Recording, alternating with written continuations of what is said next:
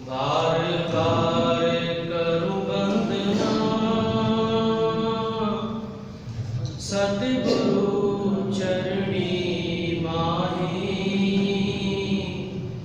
मंगत सते गुरु भेंट से फेर गर्भ नहीं आई। बार बार करूं वंदना सतगुरु चरणी माही, मंगत सतगुरु भेंट से फेर गर्भ नहीं आई। आज हम बात करेंगे चरित्र निर्माण की। इसका समाधान गुरुदेव ने सदाचार के जो 10 भूषण बताए हैं उसमें कर दिया। हम सब जानते हैं आचरण 2 प्रकार का होता है, सदाचार और दुराचार, या हम कह सकते हैं शुद्ध और अशुद्ध। कबीर जी का एक दोहा आप लोगों ने सुना है, बुरा जुदुलखन में चला बुरा न मिलिया कोई, जो हित हो जो आप हो मुझसे बुरा न कोई। सारी कमियां तो हम में, और हम ढूंढने चले हैं दूसरों। तो उन कमियों को हमें अपने में खुद में सुधारना है, ना कि और। गुरुदेव ने समता विलास में एक लाइन कही है, लिखी है, अपने जीवन का सुधार करना ही असली यज्ञ है। अपने जीवन का सुधार करना ही असली यज्ञ है। हमारे जीवन के हर छोटे से छोटा आचरण, हमारा व्यवहार ही हमारे चरित्र की नींव है। बिन सदाचार न पाए तत्व ज्ञान, ये गुरुदेव की वाणी में एक लाइन आती है। तो हमारे जीवन की अंतिम सीढ़ी तो प्रभु प्राप्ति ही, लेकिन उसकी शुरुआत सदाचार से होती है। गुरुदेव के ये जो 10 सदाचार के भूषण हैं, इनको जीवन में बगैर अपनाए उस अंतिम सीढ़ी तक पहुंचना असंभव। सत्कर्म सदाचार स्वरूप, देखिए गुरुदेव क्या कह रहे हैं वाणी में, सत्कर्म सदाचार स्वरूप। हर ईश्वर की तरफ ले जाने वाला वो कर्म, वो सदाचार का ही रूप। जितना जिसमें सदाचार समाये इतनी ही इसमें प्रभुता है। जैसे जैसे आपके जीवन में सदाचार बढ़ता है, आप उस प्रभु के नजदीक आते चले जाते हैं। अब बात करते हैं कि गुरुदेव के बताए वो 10 भूषण कौन से हैं, जिसमें पहला सद्विश्वास, सत्पुरुषार्थ, सद्विचार, निर्माणता, परोपकार, अपनी वस्तु पर संतोष, प्रेम, सादगी, सत्संगत और अंतिम मौत की याद। ये गुरुदेव ने 10 सदाचार के भूषण बताए। अब आइए इस पर एक एक करके विचार करते हैं।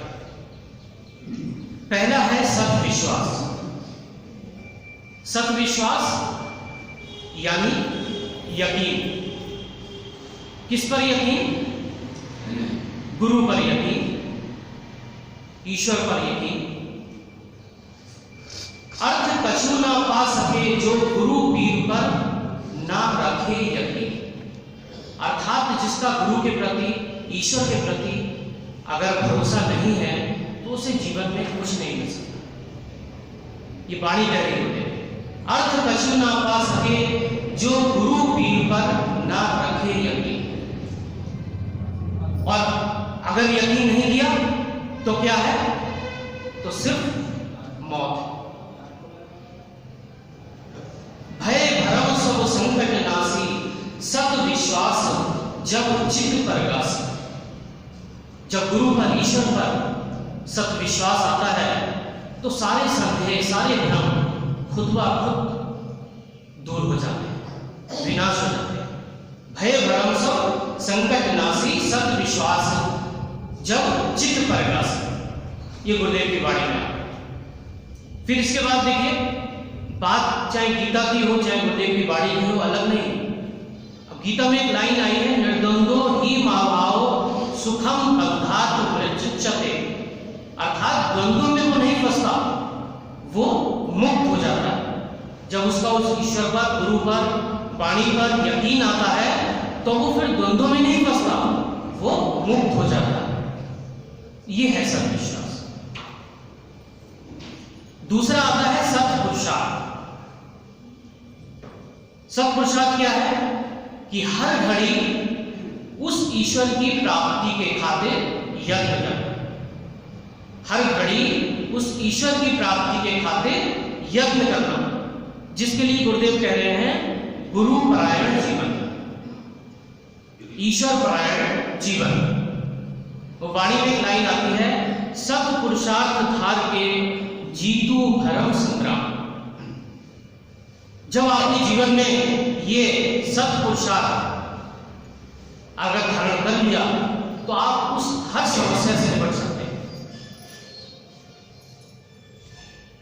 अब गीता में एक लाइन आती है, बुद्धि नाशात् प्रेष्यति। अगर आपके जीवन में सत्पुरुषार्थ नहीं आया तो आपकी बुद्धि का नाश निश्चित।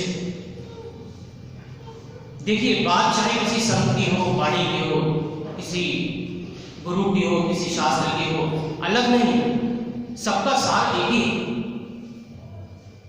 गीता में एक श्लोक आता है 18वें अध्याय का, स्वय स्वय कर्मण कृता संसिद्धं लभ्यते नरः। अर्थात अनासक्त भाव से लगा रहने वाला व्यक्ति, जो सत्पुरुषार्थ करने वाला है, वो मानव सिद्धि को प्राप्त होता है। ये गीता है, ये है सत्पुरुषार्थ। अब तीसरा भूषण आता है सत्विचार। क्या है सत्विचार? ईश्वर को ही सत्य जानना, बाकी सब भ्रम। ये है सत्विचार। गुरुदेव ने विचार पर बड़ा ही जोर दिया। बिन विचार नर अति दुख पावे। अगर मनुष्य जीवन में विचार नहीं करता तो उसे अति दुख मिलता है। बिन विचार कैसे बंधन छूटे। ये जो जीवन मृत्यु का बंधन है, अगर वो विचार नहीं करता तो इस बंधन से छूटना भी असंभव। अब प्रश्न उठता है, कैसा विचार? जो गुरुदेव कह रहे हैं विचार करना है, तो प्रश्न उठता है कैसा विचार? सत और असत का विचार। सत भाव से सत विचार आता है और असत भाव से असत विचार आता है। तो सत विचार मन माही विचारो, शांत स्वरूप का पायो पर। सत विचार मन माही विचारो, शांत स्वरूप का पायो पर। जैसे जैसे आपके मन में, बुद्धि में सत विचार आते हैं, आप उस परम शांति के नजदीक चले जाते हैं, आते चले जाते हैं। चौथा भूषण आता है निर्माणता। निर्माणता अर्थात नम्रता। याद रखिए, जब तक हमारे अंदर अहंकार है तब तक इस नम्रता का आना असंभव है। और अहंकार का आएगा, अहंकार अपने मेरे शरीर का,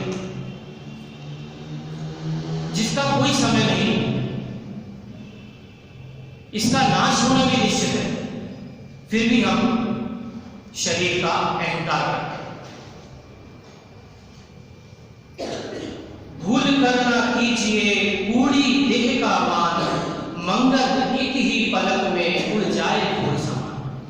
किस शरीर का हम अहंकार करते हैं, अभिमान करते हैं, जिसका एक पल का भी भरोसा नहीं, कब फूल के समान उड़ जाए हमें नहीं पता। हम उस हर ली जाने वाली श्वास पर निर्भर हैं, जिसका एक क्षण का समय पता नहीं वो श्वास वापिस भी आएगी या नहीं, हम नहीं जानते। फिर भी हम इस शरीर का अहंकार करते हैं। तो गुरुदेव हमेशा कहा करते थे कि जल हमेशा पहाड़ों के नीचे तराई में आकर ठहरता है, ऊंचाई में हमेशा सर्वदा सूखा रहता है। तो हमें अपने जीवन में अपने को विनम्र बनाना है, नम्रता लानी। कबीर जी की वाणी में आता है, मान अभिमान न कीजिए कहे कबीर पुकार, जो सिर साधु न नमे तो सिर काटे उतार। जो सिर किसी साधु या संत या ईश्वर के आगे नहीं झुक सकता, उस सिर को हमें खुद ही काट के उतार देना चाहिए। अर्थात उस अहंकार को ईश्वर सिमरन से, प्रभु भक्ति से खुद ही समाप्त कर देना चाहिए। रावण देखिए अहंकार का रोगी था, समाप्त हो गया। दुर्योधन अहंकार का रोगी था, समाप्त हो गया। तो ये अहंकार टिकने वाला नहीं, और इसका इलाज सिर्फ और सिर्फ प्रभु सिमरन। पांचवा भूषण आता है परोपकार। इसका साक्षात उदाहरण हमारे सामने है प्रकृति। कैसे निस्वार्थ तरीके से ये सूरज, ये चांद, ये पेड़, ये पौधे, ये वायु, ये प्रकाश किस तरह सेवा कर रहे हैं। ऐसी सेवा जिसमें कोई स्वार्थ का भाव नहीं। ऐसा ही कुदरती जीवन हमारे गुरुदेव बनाने को कहा करते थे। दूसरे की सेवा में अपना जीवन लगा दो, सिर्फ और सिर्फ दूसरे के दुख के बारे में सोचो। सर्वे भवन्तु सुखिनः सर्वे सन्तु निरामयाः। सब सुखी हो, सब निरोगी हो, ऐसी कामना, ऐसी सोच हमारी होनी चाहिए। दया भाव हृदय नहीं, ज्ञान कथ है बेहद। कितना भी ज्ञान कर ले, कितनी भी वाणी पढ़ ले, कितने भी विचार कर ले, अगर उसके शरीर, उसके मन में दया का भाव नहीं है, तय नर नर कहीं जाएंगे, सुनी सुनी साथी सबद, उनको नरक में ही जाना। कितनी भी साथी सबद सुन ले, कितनी भी वाणी सुन ले, उनका स्थान उस नरक में ही।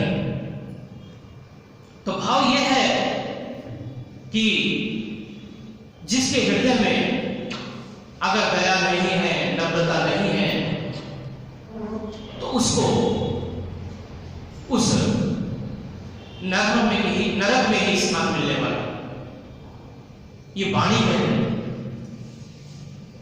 अगला छठा विचार आता है भूषण, अपनी वस्तु पर संतोष।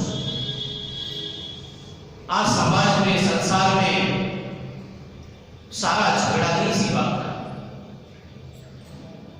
कि हमारे जीवन में, हमारे मन में संतोष नहीं, संतुष्टि नहीं। कबीर औंधी खोपड़ी कबहु खाते नाही, तीन लोक की संपदा कब घर आधे मान। ये उल्टी खोपड़ी कभी तृप्त नहीं होती।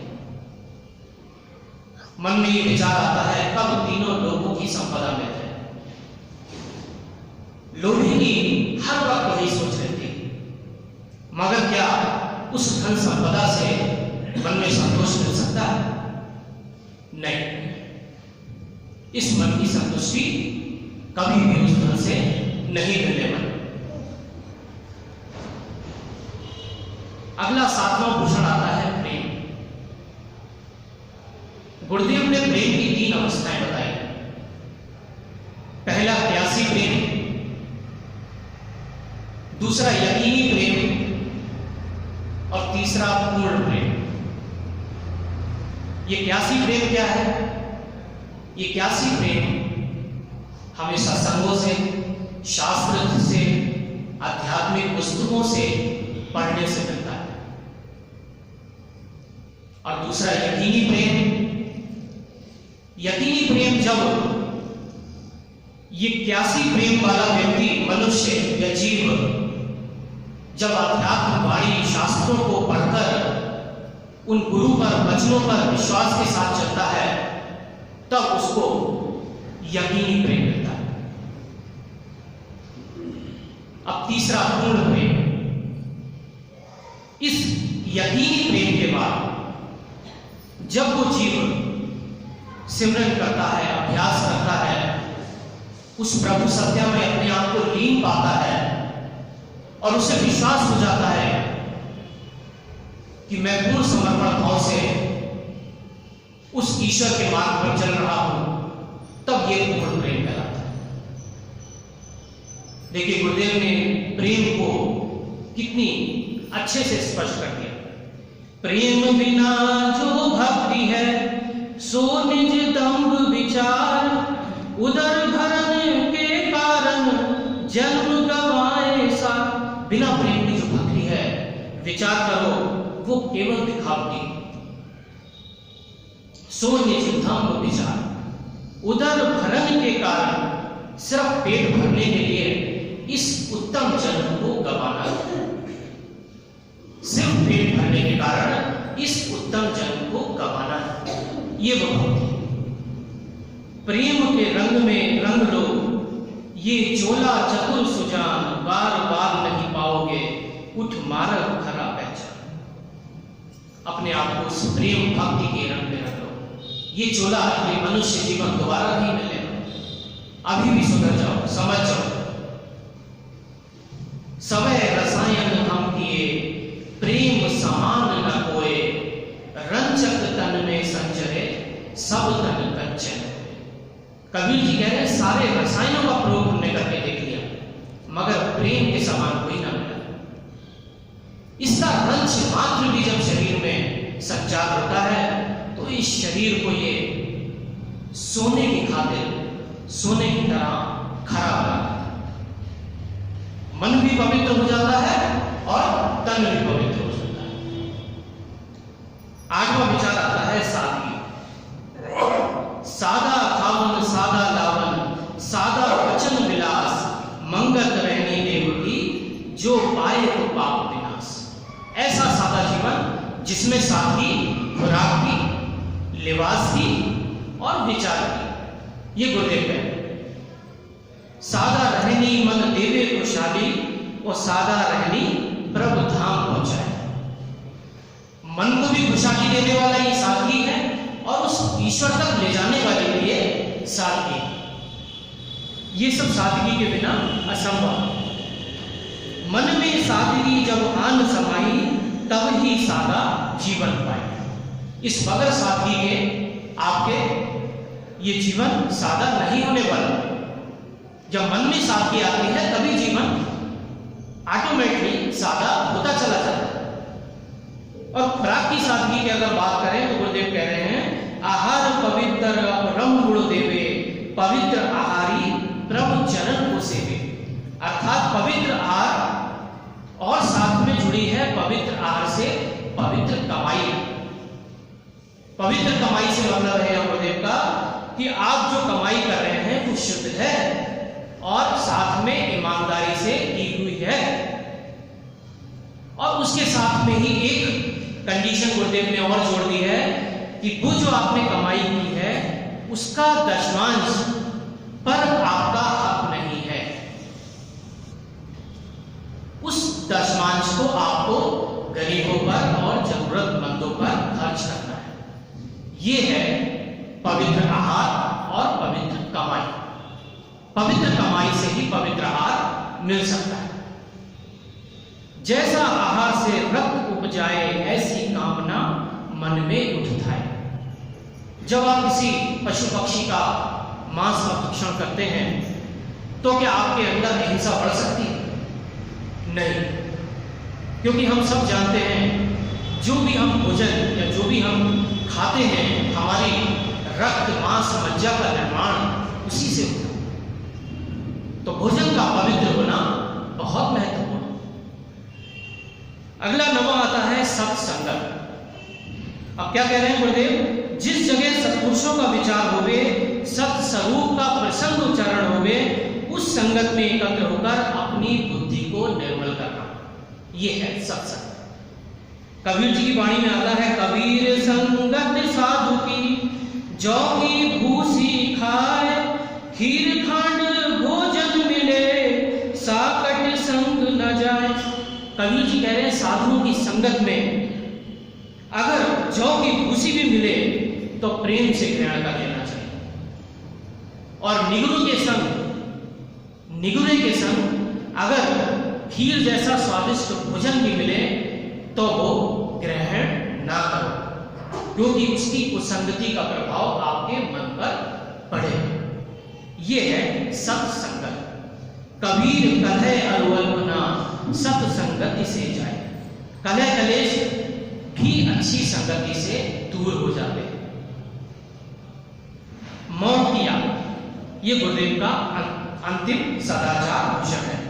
गुरुदेव ने समता विलास में कहा है, जिसे मौत का खौफ है वो ही सत का साधन कर सकता है।